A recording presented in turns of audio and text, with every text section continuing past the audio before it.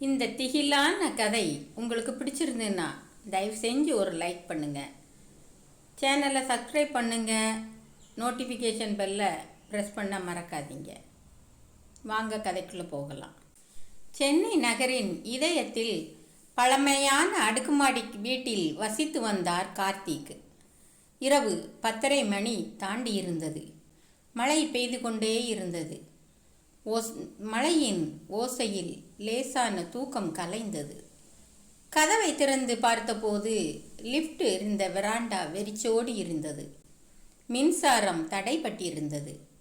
என்ன இது, இப்போது மின்சாரம் போனது என்று முணுமுணுத்தபடி பையில் இருந்த டார்ச் லைட்டை எடுத்துக்கொண்டு ஸ்டெப்ஸ் இருந்த பகுதியை நோக்கி நடந்தார்.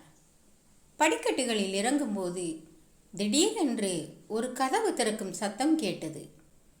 அவருக்கு நன்றாக தெரியும், 2ஆம் தளத்தில் யாரும் வசிக்கவில்லை என்பது. ஆனால் சத்தம் அங்கிருந்துதான் வந்தது. அதிர்ச்சியில் உடம்பு முழுவதும் வேர்த்தது. அந்த தளத்தில் யாரும் இல்லை என்று அவருக்கு தெரிந்ததால் பயம் மிகவும் அதிகமானது. அந்த கட்டிடத்தின் அடுத்த தளம் முழுவதும் பூட்டியே இருந்தது. மின்சாரம் இல்லாததால் டார்ச் லைட்டின் ஒளியில் படிக்கட்டுகளை கவனமாக இறங்கினார். 2ஆம் மாடி தளத்தை அடைந்தபோது கதவு சற்று திறந்திருப்பது தெரிந்தது. இதயம் படபடவென்று அடித்து கொண்டது. தயக்கத்துடன் கதவை தள்ளி திறந்தார். உள்ளே ஒரே இருட்டு. சுவரில் இருந்த ஓவியங்களில் வித்தியாசமான நிழல்கள் சுவர்களில் ஆடின. டார்ச் லைட்டை சுழட்டிய போது ஒரு பழைய டைரி குறிப்பு புத்தகம் தரையில் கிடப்பது தெரிந்தது. அதை எடுத்து பார்த்தபோது கை வியர்த்து போய்விட்டது. முதல் பக்கத்தில் பெரிய எழுத்துக்களில் நள்ளிரவு நேரம் 13 அவன் வருவான் என்று எழுதப்பட்டிருந்தது. அதிர்ச்சியில் அலறிவிடாத குறை. அந்த நேரம் பார்த்து மணி 12. என்ன செய்வது என்று தெரியாமல் தவித்து கொண்டிருந்த போது திடீரென்று பின்னால் இருந்து ஒரு கை அவரது தோளில் பட்டது.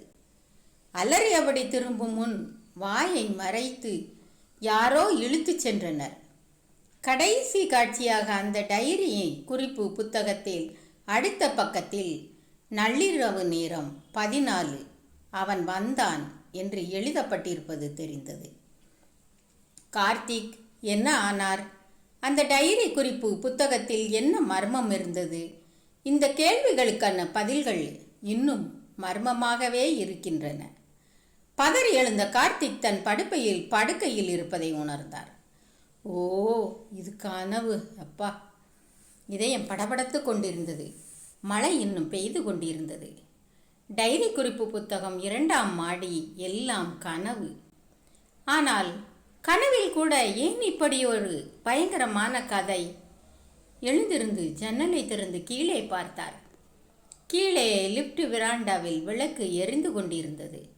மின்சாரம் திரும்பி வந்து விட்டது போல் இருந்தது.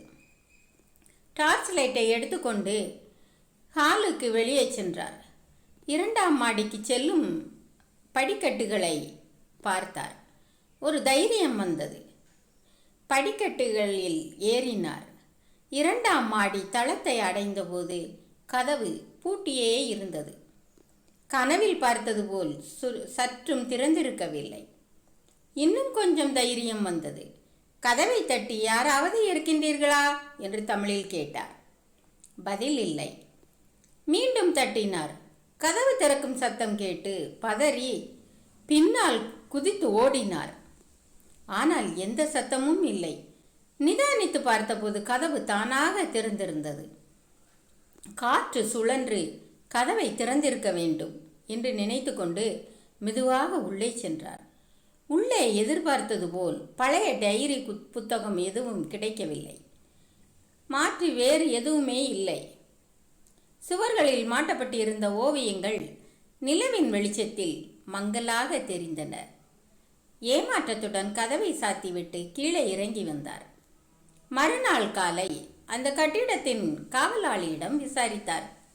2ஆம் மாடி பூட்டியே இருப்பதாகவும் அங்கு யாரும் வசிக்கவில்லை என்றும் சொன்னார். கார்த்திக் குழப்பத்தில் ஆழ்ந்தார். சில நாட்கள் கழித்து பழைய பொருட்களை விற்பனை செய்யும் கடைக்கு சென்றபோது பழைய டைரி குறிப்பு புத்தகம் ஒன்றை பார்த்தார். அதை வாங்கி பார்த்தபோது அதிர்ச்சி அடைந்தார். முதல் பக்கத்தில் பெரிய எழுத்துக்களில் நள்ளிரவு நேரம் 13 அவன் வருவான் என்று எழுதப்பட்டிருந்தது. அந்த டைரி குறிப்பு புத்தகத்தை வாங்கி வீடு திரும்பி கார்த்திக் மீண்டும் 2ஆம் மாடி மர்மத்தை கண்டுபிடிக்கும் முயற்சியில் திரும்பவும் தினமும் ஈடுபட்டு கொண்டே இருந்தார்.